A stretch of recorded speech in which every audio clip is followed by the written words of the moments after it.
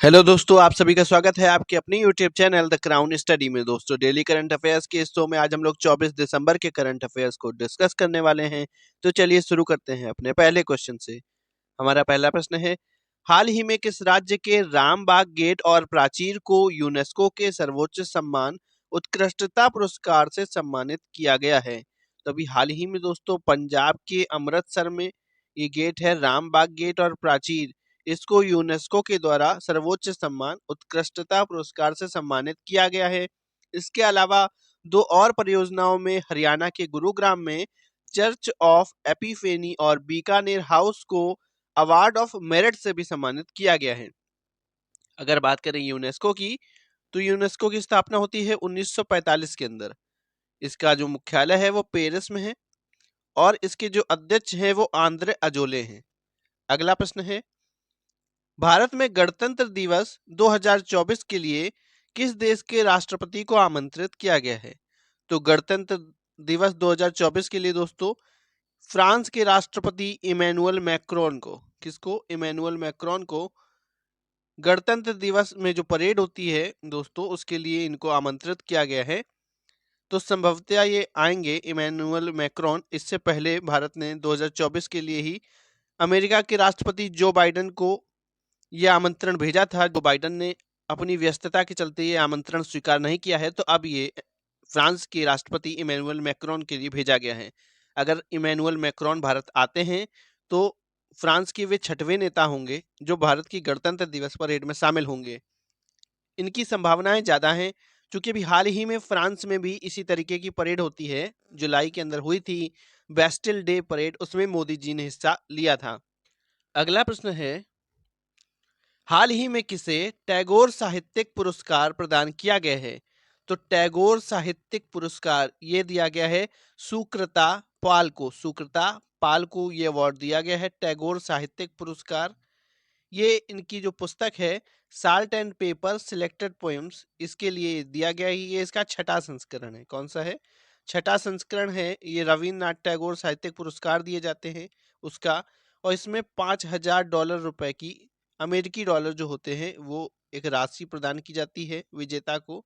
साथ ही साथ एक टैगोर प्रतिमा और एक प्रमाण पत्र भी दिया जाता है।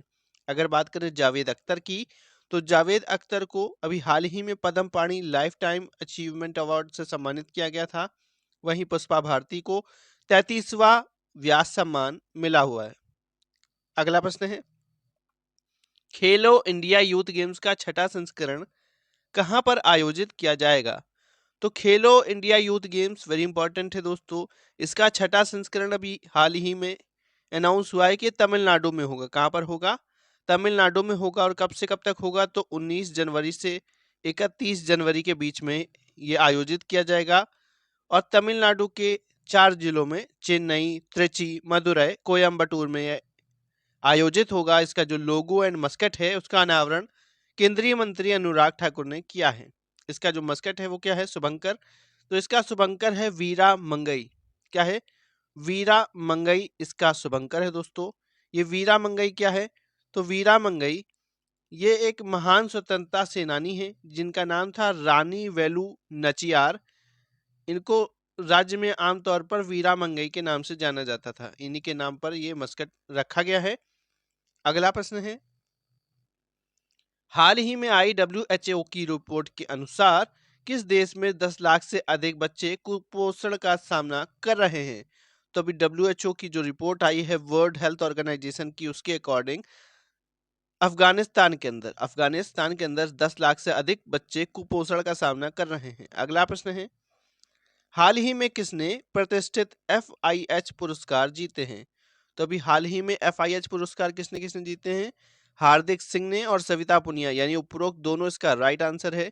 हार्दिक सिंह ने प्लेयर ऑफ द ईयर जीता है इस बार FIH में। FIH मतलब क्या है? Federation of international hockey. इसका फुल फॉर्म है इंटरनेशनल हॉकी फेडरेशन या फेडरेशन ऑफ इंटरनेशनल हॉकी। इसमें हार्दिक सिंह ने प्लेयर ऑफ द ईयर जीता है 2023 के लिए। वहीं सविता पुनिया की बात करें तो उन्होंने गोलकीपर ऑफ द ईयर 2023 जीता है।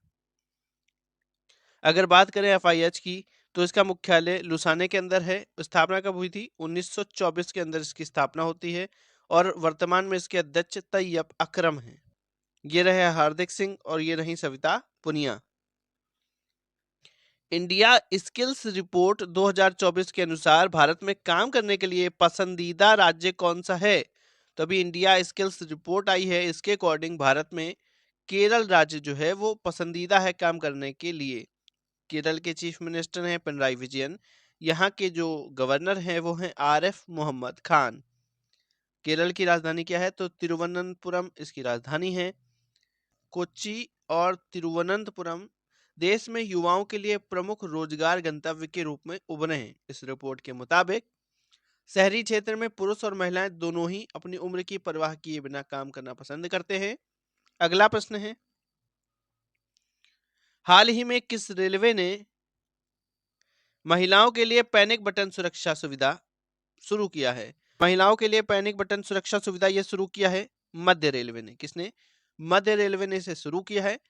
महिला कोचेस में ये एक पैनिक बटन लगाएंगे। अगर महिलाओं को कोई असुविधा होती है या कोई दिक्कत होती है तो वो उस पैनिक बटन के यूज से रेलवे को जानकारी दे पाएंगे और उनकी जल्दी से जल्दी मदद की जाएगी।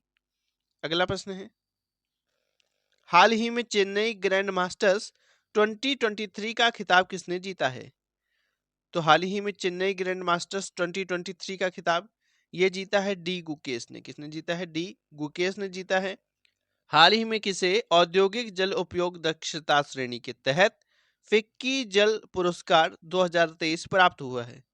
तो फिक्की जल पुरस्कार 2023 ये एनटीपीसी कांति को मिला है। एनटीपीसी कांति को मिला है। यह पुरस्कार एनटीपीसी कांति के उल्लेखनीय जल संरक्षण प्रयासों और इसके संचालन में जल संसाधनों के कुल उपयोग को मान्यता देता है। ये इसका कौन सा संस्करण था? 11वां संस्करण था। फिक्की की बात करें तो फिक्की का फुल फॉर्म होता है federation of Indian chambers of commerce and industry. इसका फुल फॉर्म है ये, और इसके वर्तमान में अध्यक्ष हैं डॉक्टर अनीस शाह। दोस्तों, अगर वीडियो अच्छा लगा हो तो वीडियो को लाइक करें, शेयर करें, चैनल को सब्सक्राइब करके बेल आइकन दबा लें। Thank you.